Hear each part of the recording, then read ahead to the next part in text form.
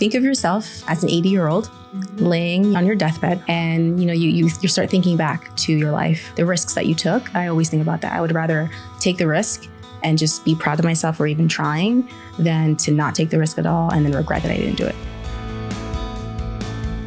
Welcome back to part 2 of our conversation with Zara and Sean from Watson Young. Stay tuned for more tips on how to manage your career and avoid the rut. Now, the other thing I wanted to talk to you guys about is this whole building blocks concept that you mentioned just a few minutes ago. So it actually started with you, because your artistic design, whatever your creative that you were doing while you were at the original firm, gave you some inspiration to go down this path, correct? It did. I would say so. It's a multitude of things. Mm-hmm. So I'm going to, if you don't mind, take it a little bit further back. Please do. So I grew up with an entrepreneurial stepfather. Okay. He was a physician. He had 2 offices. He passed away. He was originally from Haiti. Okay. And came from a town of, my gosh, nothing, right? Oh. And then made a name for himself in Haiti, then had to come here, relearn, basically learn English and take a medical exam. You have to do it all over again. Exactly. Yes. So I was always inspired by that ever since I was little. And I just always knew, I was like, somehow I'm going to have my own, whatever it is, whether it's becoming a doctor or having my own business of some sort. I always just had that innately in me. Mm-hmm. And it was just always a search. I was like, okay, what is it going to be? Is it going to be medical school? Because in the Haitian culture, it's either you become a doctor, a lawyer, or an engineer. Those are your options. So I was like, okay, it's going to be one of these things. It might be a little bit normal here in America too. But in that order too, doctor, lawyer, engineer, right? So I said, okay, well, it's going to be something. And then once I decided to leave the firm, I said, okay, I want to have my own thing. But I had a blog. I love to write. Writing has always been a passion of mine. So I love to write. And I had a blog, a lifestyle blog, where I would share like travel experiences or just different experiences, whether it was maybe a theater show that I went to or whatever it was, I would write about it. You're sharing. So I said, I'm a content creator and I have other content creator friends who I can help as well protect whatever they're creating. Yes. So that's literally how it happened. Just that feeling of, I'm going to create something, some form of business, and I'm going to use a creative outlet. And that's why I started posting educational content, but in my style, right? So interesting. Create posts and like make it look very nice and, incorporate that creative element into it. So are you artistic as well? No, I would say I'm a writer. We actually just published a book. Wow. Yeah. We have a copy for you as a gift. Oh, you do? Well, tell our audience, what's the name of your book? It's called Your Intellectual Property Fortress, the Ultimate Guide to Protecting Your Brand and Business from Copycats. Wonderful. Yeah. Wonderful. Thank you. What's interesting is that it sounds like a lot of your business really took off during COVID. And how much creativity did we see when people had the time to really kind of dig into themselves because there wasn't anything else to do. Absolutely. And the amount of imagination and intrigue that was created during that time, I could see where that would be a huge boon to you. It was. And for the United States Patent and Trademark Office, they received so many applications during COVID. They were backlogged for like 3 years. Oh my God. Yeah. Seriously. It's a 3-year backlog. Yeah. Wow. I mean, the government, I don't think is the most efficient to begin with, but it really had a burden from They're that. amazing. If you want to deal with a governmental agency, the patent office is amazing. Really? Right? They're so organized. They're on top of everything. Their Wonderful. systems. This is excellent. Yeah. You've made my day. You've agencies. restored my faith in the government today. Relative to other agencies, yes. Absolutely. Yeah.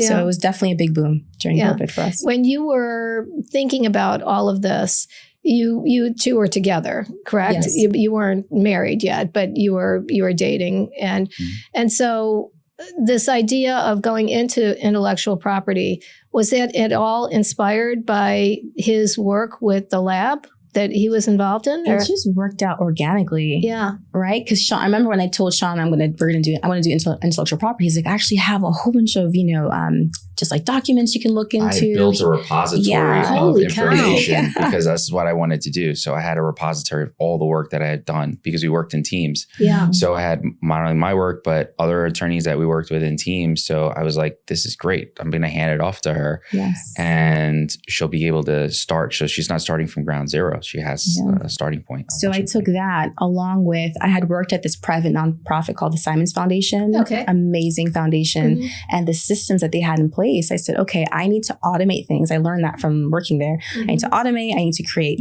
different workflows so that we can automate certain things.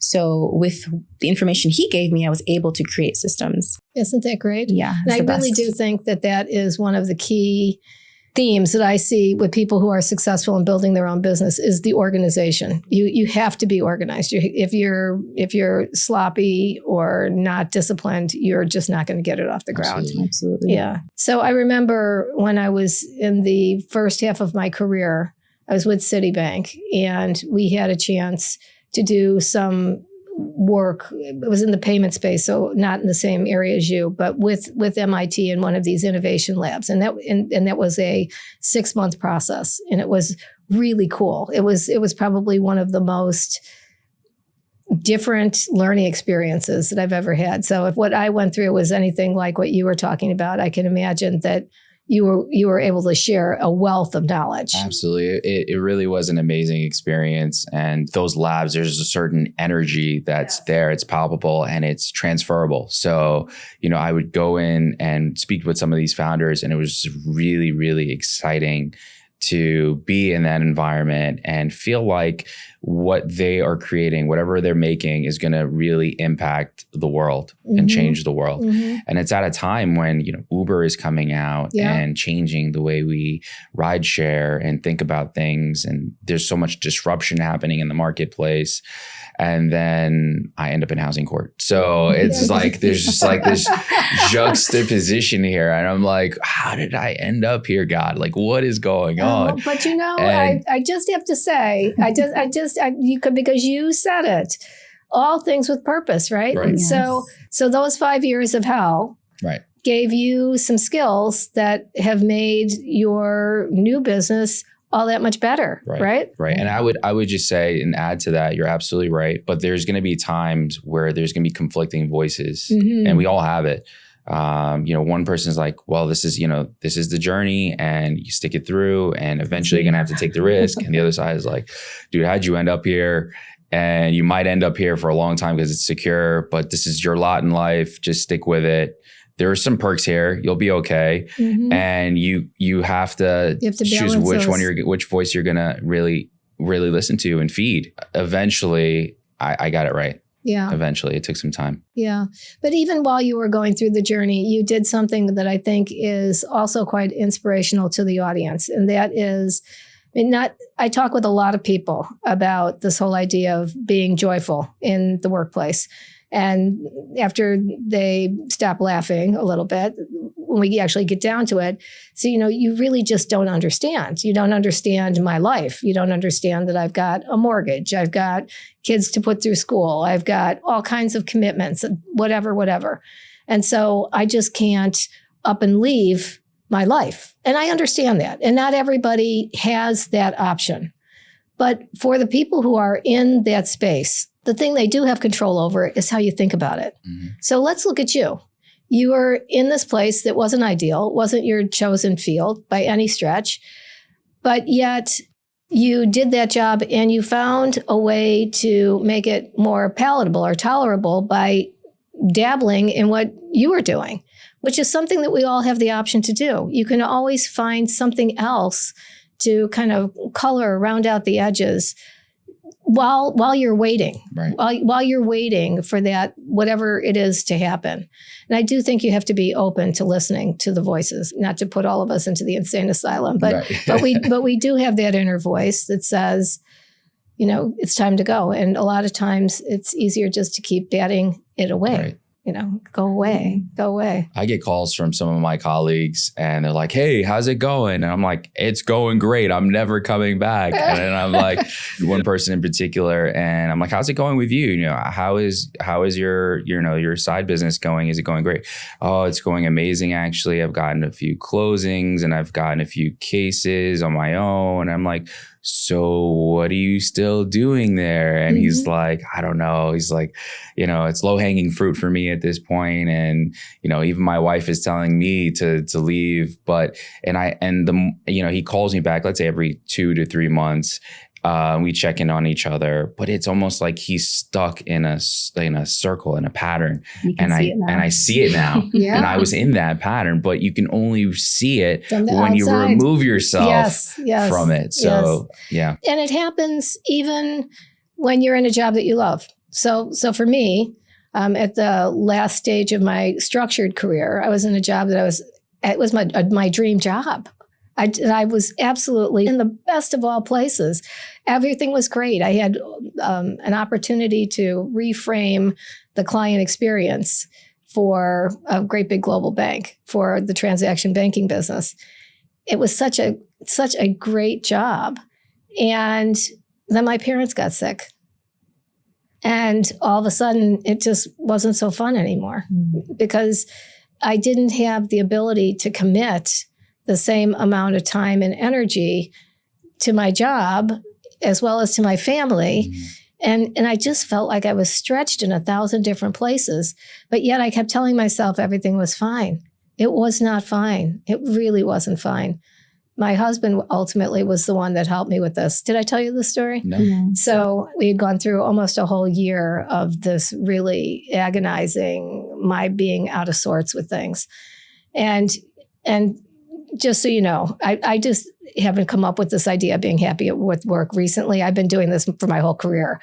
And so he said to me, Karen, you're miserable. You need to do something different. I'm like, you don't know what you're talking about. This is just a phase. This is all going to work itself out. And so anyway, after a whole year of this, and we were fighting too, just like you were talking about. I mean, little flashpoints, stupid stuff would just blow up out of nowhere. And so we went to dinner. This was the flashpoint. I was supposed to be on a conference call. It was going to last until 8:00 at night. We had made reservations at 7:30. The call was going on. I mean, it was just one of those things. He's like, you need to commit to your family. Mm-hmm. So anyway, we go to the dinner, and unbeknownst to me, while we're having dinner, and I continued my tirade about whatever had happened that day, he is giving signals to the waiter to turn his cell phone on and off. And he recorded 20 minutes of me at that dinner in full display. Like I was like, it couldn't have been more terrible. Now I had no idea of this. Mm-hmm. We get home, go to bed. Next morning, he shows me this clip of myself. And that's when I saw this, it's like, that's not me. That's not me. Because the me inside my head was very different than the me that was on that video. Like, is that what people see? That's terrifying.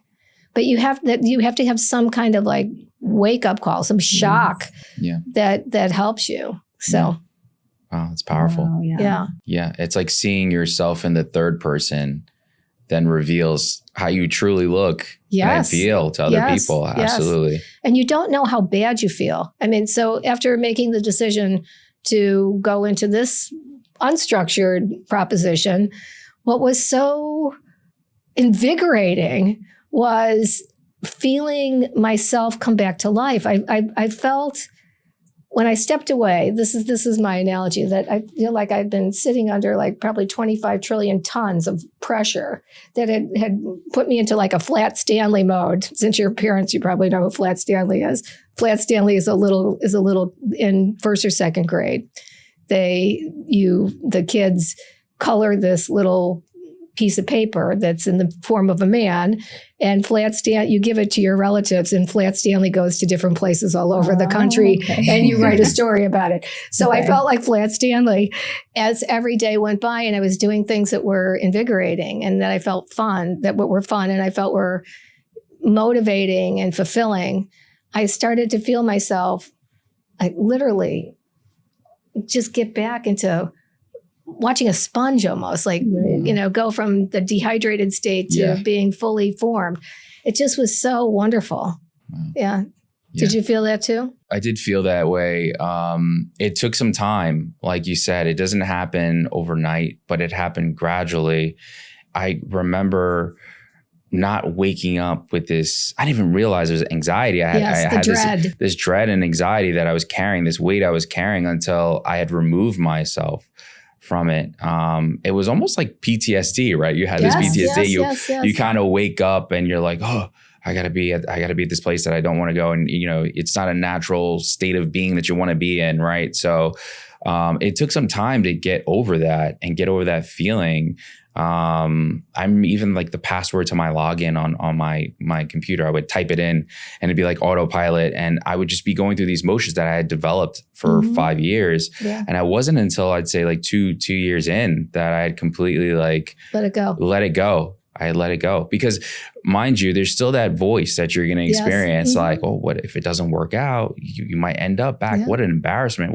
What happens if you have to call your boss and say, I think we're related. We're related. Our ancestors are related somewhere with that one thing. For sure. And it's like you go through the season and you get through this hurdle. And it's like, look, like 6 months passed. You've been doing great. 8 months passed. Years passed. 2 years have passed. Right. And it's like you can finally let it go. And it feels kind of like that sponge, like your cup is full. Yes, you're back. To be back. You're back. So we're coming to the end of our time, sadly, and I do hope that you come back for another round at some point. But before we go, recognizing that this is such a prevalent issue out in the workplace today, that people feel hostage, that they're in this hostage situation, and both of you have been liberated to go do your life's work. Maybe each of you could give just 2 ideas that you would give to the listeners that would give them courage and inspiration. You want to start?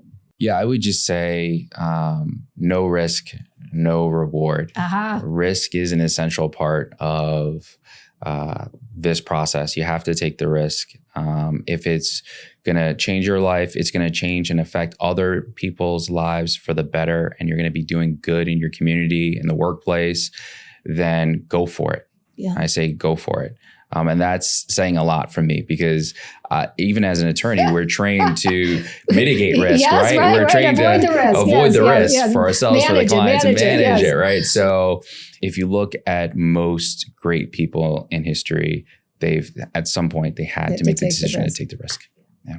I would say to think of yourself as an 80-year-old laying, on your deathbed. Hopefully it's 100 years old, right? Yeah. And, you start thinking back to your life, right? You want to think of all of the amazing things, the risks that you took. So it's better to think of it from that perspective, right? Yourself in your old age and just thinking back to your life, right? The risks that you took. It's better to have taken those risks than to regret.